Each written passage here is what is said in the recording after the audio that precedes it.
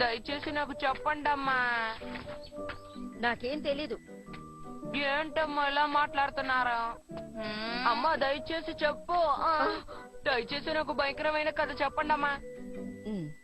ఒక పెద్ద ఆవిడ కొండల ప్రాంతంలో నివసిస్తూ ఉండేది.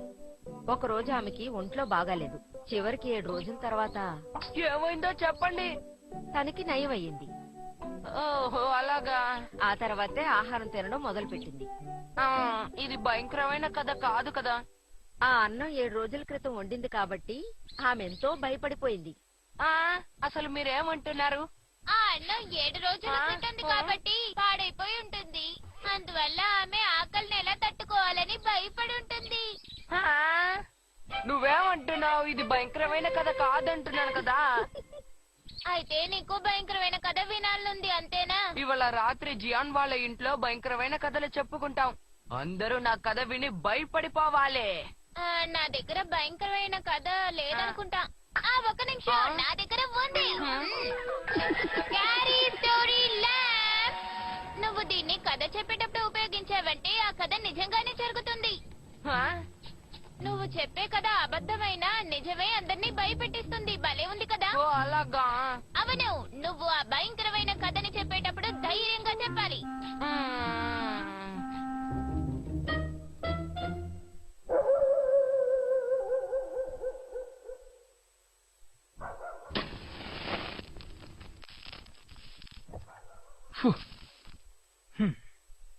భయంకరమైన కథల పార్టీని ప్రారంభించడానికి ఇదే మంచి సమయం. ఇక్కడ వాతావరణం చాలా బాగుంది. అయినా నాకు చాలా భయంగా ఉంది. నాకు చోట్ల పట్టట్లేదు. ఎవరైతే అతి భయంకరమైన కథల్ని చెప్తారో వాళ్లే విజేతలు. నేనందరినీ భయపెట్టేస్తాను చూడండి. నేను కూడా. నేను కూడా. అయితే సరే, భయంకరమైన కథని ముందు నేనే చెప్తాను.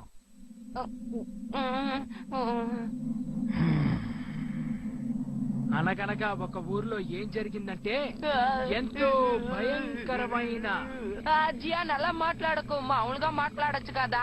భయంకరమైన కథలు ఇలాగే చెప్పాలి. కానీ వాతావరణం ఇలా లేకపోతే సరదాగానే ఉండదు. అది ఒక గొప్పవారి ఇల్లు.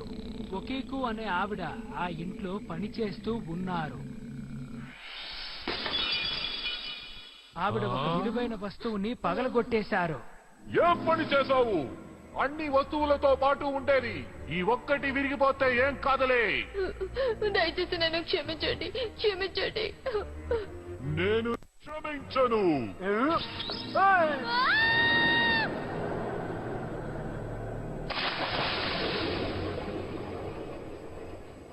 చివరకు ఒకేకు ఈ ప్రపంచాన్ని విడిచిపెట్టి వెళ్ళిపోయింది. ఆ రోజు నుండి ప్రతిరోజు రాత్రి వేళ 1 2 3 4 5 6 7 8 9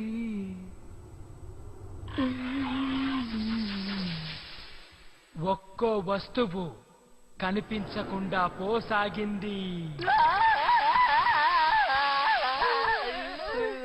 నువ్వు అంతలా బెదిరిపోయింటే భయంకరమైన కథ కాదు ఇది. సరే, ఇప్పుడు కథ చెప్పడం నా వంతు. నేను చెప్పే కథ చాలా పాతకాలపు కథ. ఒక వర్షం కురిసిన రాత్రి ఒక అతను దారి మరచిపోయి కొండ వైపుగా వెళ్తున్నాడు. అతను నడుస్తూ వెళ్తుండగా ఓ ఇల్లు కనిపించింది. అప్పుడు అతను ఆ ఇంటి తలుపుని కొట్టాడు. ఆ ఇంట్లో ఒక ముసలావిడి ఒంటరిగా నివసిస్తోంది. అతనికి కావలసిన భోజనం ఇచ్చి ఉండడానికి చోటిచ్చింది.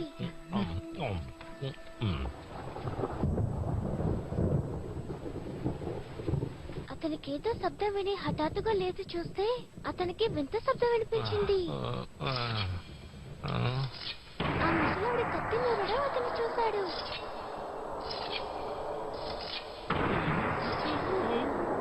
ఆ శబ్దం ఆగిపోయిన తర్వాత టప్ టప్ టప్ అని చూసుకుని దగ్గరకొచ్చారు.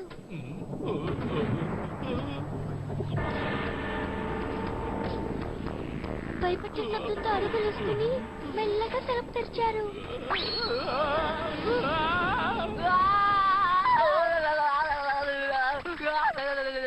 ఏయ్, ఇప్పుడు కథ చాలా భయంకరంగా ఉంది కదా. కానీ నాకు చాలా భయంగా ఉంది. సరే ఇప్పుడు నేను చెప్తాను. ఇది మా ఫ్రెండ్ వాళ్ళ అంకుల్ ఇంట్లో జరిగింది. వినండి. నిజంగా జరిగిన ఈ కథ విని నోబితా ఎలా తట్టుకుంటాడో. ఏంటి నిజంగా జరిగిందా? ఒక రోజు ఒక వ్యక్తి తూలిపోతూ వస్తున్నారు. బహుశా ఆఫీస్ లో చాలా కష్టపడినట్టున్నారు.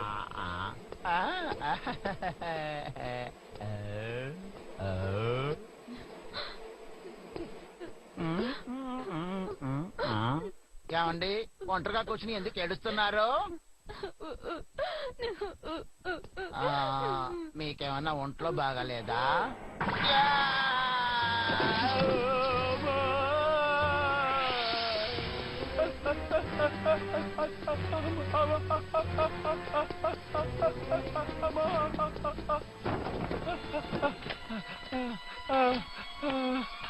ఎందుకలా పరిగెత్తుకొస్తున్నారు సార్? ఇప్పుడే అక్కడ అక్కడ అక్కడ నేను గోస్ట్ చూశాను. ఏంటి గోస్టా? ఎందుకలా అబద్ధం చెప్తున్నారు? నేను అబద్ధం చెప్పట్లేదు, నిజంగానే చూశాను. నిజంగానే చూస్తానికి చాలా భయంకరంగా ఉంటుంది. సరే గాని సార్, ఏంటి అక్కడ గోస్ట్ చూశారు కదా, అది ఇలా ఉంటుందా? కథ ఎలా ఉంది? నాకెందుకో ఈ కథని ముందే విన్నట్టు అనిపిస్తోంది. అవును, నాకు అసలు భయం లేదు. నువ్వు ఇలా భయపడ్డా అసలేం బాగోలేదు నోబితా. ఇప్పుడు నీ వంతు, త్వరగా చెప్పు రా నోబితా. లేదు లేదు, నా వల్ల కాదు, నేను చెప్పలేను. నువ్వెందుకలా అంటున్నావు? భయపెట్టే మాటలుంటే నాకు చాలా భయం. ఏమిటా మాటలు? మమ్మల్ని భయపెట్టుకో. నిన్నీ వేళ వదిలిపెట్టే ప్రసక్తే లేదు. నాకు భయంకరమైన కథలు వింటామంటే చాలా ఇష్టం నోబితా. ఏయ్! ఏం జరుగుతుందో నాకు తెలీదు.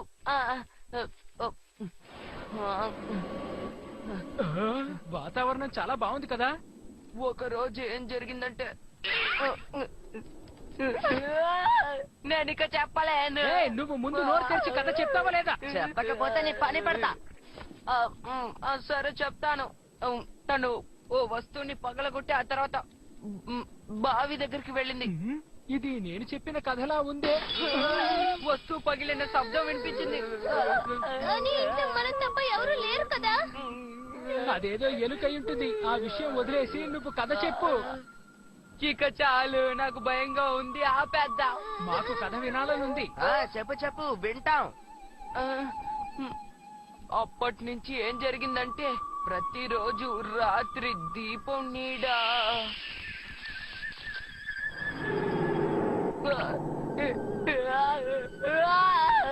ఏదేదో ఊహించుకుని అనవసరంగా భయపడకుండా కథ చెప్పు నోబితా. భయంకరమైన గొంతుతో లెక్క పెడుతూ ఉంటుంది.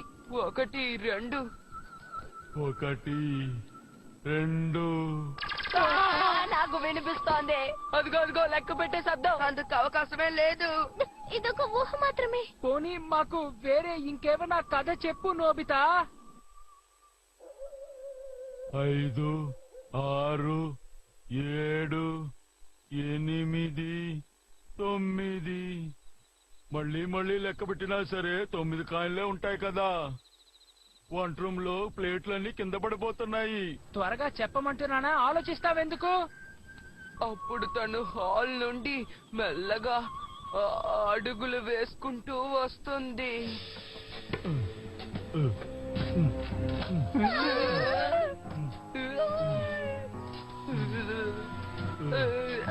అప్పుడు తలుపు తెరుచుకుంటుంది.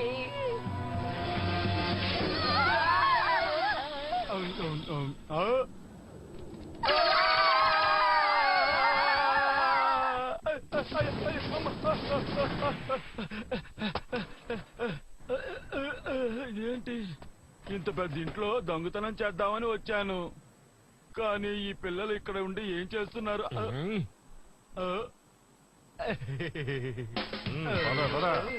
నేను ముందే చెప్పాను కదా ఈ కథ చాలా భయంకరంగా ఉంటుందని. ఓ నోబితా, ఇది చాలా వింతగా ఉంది. నాకిప్పుడు చాలా సంతోషంగా ఉంది. చాలా మంచిది, నువ్వు సాధించావన్నమాట నోబితా. నేను తలుచుకుంటే మొహం లేని గోష్ఠిని కూడా బయటికి రప్పించగలను. ఇక్కడే ల్యాంప్ ఉంది, జాగ్రత్త.